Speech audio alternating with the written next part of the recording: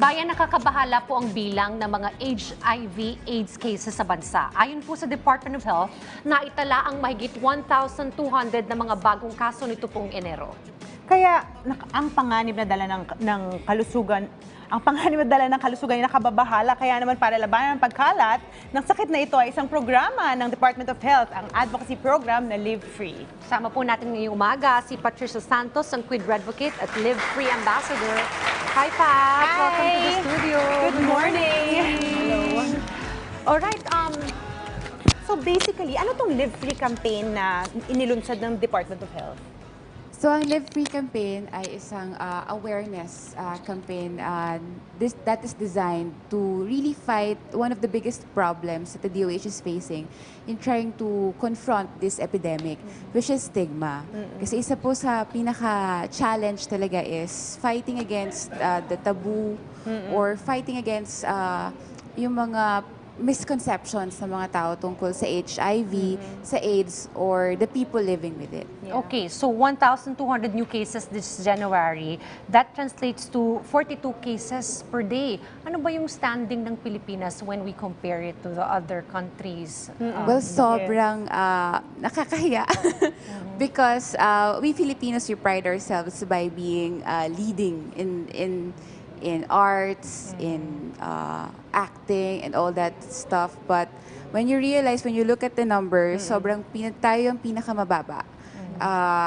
Kasama natin Afghanistan, Kazakhstan, and natatalo na tayo ng ating mga kapatid sa ASEAN, like Thailand, Cambodia. They're all really managing HIV/AIDS in their country. And ever since it has started in the country, it has increased at least 164%. So, well, aside from the numbers, we don't really want to look at it as number-wise or number-based, but considering yung dami ng tao, that's 2 cases per hour. Wow. 42 cases is 2 cases Wow, per hour. that's a lot, And yeah. that's a lot of lives being told that they have this condition, and we want to control or we want to prevent that. So, what's Redvocates? Sino sila? Okay, under the Live Free po kasi, isa sa mga naging program is isang tri-pageant. It's the first of its kind in the Philippines, not sure in the world. Pero we had 3 categories. We have male, female, and then transgender women. So, it's a pageant. It was a pageant, yeah. And it was designed to introduce to people that this is the norm, diba? It's not the ordinary male and female heterosexuals. Yeah. But it was open actually. The male candidates could also be heterosexual, or they could be bisexual, or they could be they could identify any way they want, and they would still be accepted into that category, even the females. Okay, Pat, so how do we break the stigma? Yeah.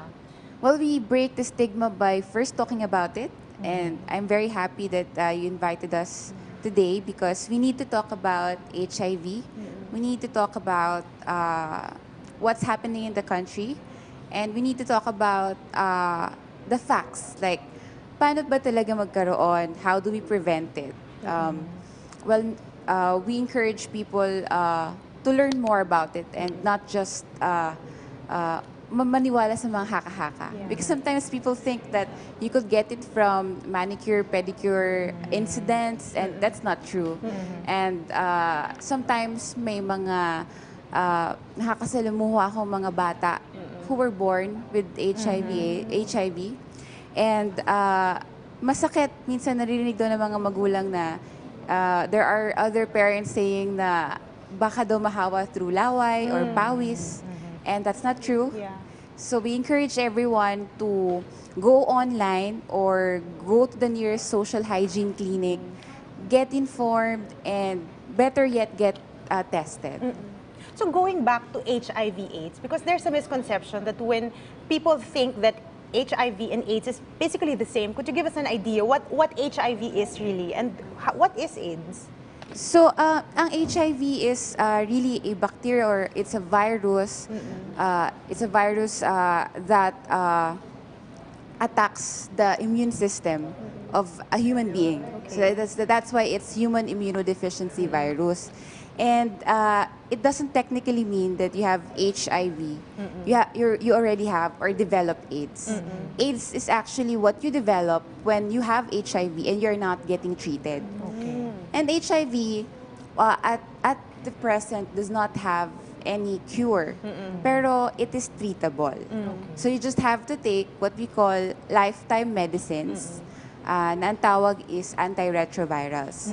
And the thing is, just for the information of everyone, getting tested up to getting treated are all free in the Philippines.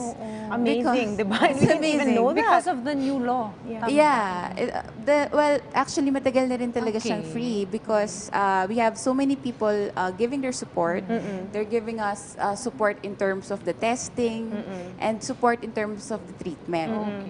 So, it's really like, it's really parang nagiging conundrum or nagiging siyang misteryo kung bakit we are not encouraging more people. But perhaps talaga because we are a predominantly Catholic country, we are very traditional.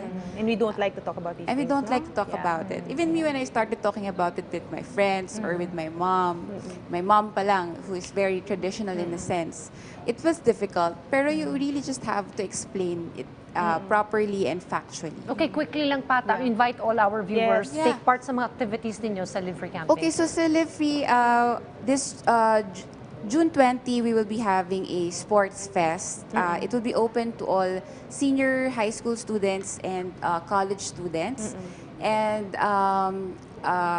you can go to our page on Facebook. That's Live Free, LHIVE free. To know more details about how to get invited and joining this activity. And mas malapit na ngayon is May 16. We will be celebrating in NCR the International AIDS Candlelight Memorial. That will start at 1 p.m. in AFP grounds in Bonifacio Global City. So AFP is a partner, and we're very happy about that. But yeah, we're encouraging everyone to join us on May 16. And from May 8 to May 15, we have an NCR-wide HIV testing week.